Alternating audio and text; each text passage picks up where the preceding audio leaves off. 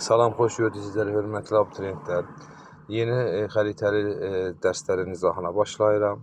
Bu dəfəki xəritəli testdə xanlıqlar dövrünü əhatə edir və 3 dənə xəritənin izahını bu videoda sizə təqdim edəcəm. Deməli, 12-ci testdə diqqət eləsək, Bayat Savaşında iştirak edən xanlıqları müəyyən edin. Biz əvvəlcə vəsaitdə təyin etməliyik ki, Bayat Savaşında hansı xanlıqlar iştirak etmişdir. Bayat Savaşında demək Şəki xanlığı və Qarabağ xanlığı iştirak etmişdir. Deməli, 12-ci testə diqqət edəsək, 3-cü əraziyə düşür. Deməli, Şəki xanlığı, 5-ci əraziyə də düşür Qarabağ xanlığı. Deməli, testin cavabı C variantı. Sonra növbəti testə diqqət edək.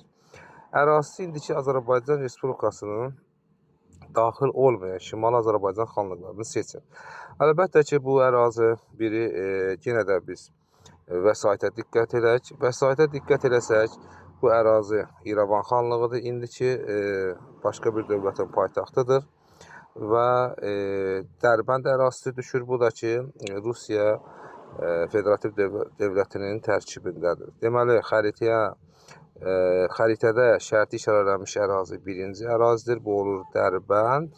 5-ci ərazi isə İrəvandır. Deməli, testin cavabı D variantıdır. Sonra 1759-cu ildə Quba xanlığına asılı hala salınan xanlıq.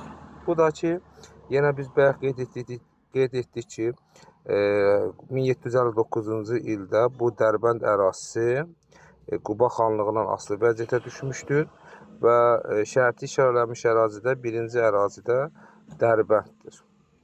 Testin cavabı da burada B variantıdır.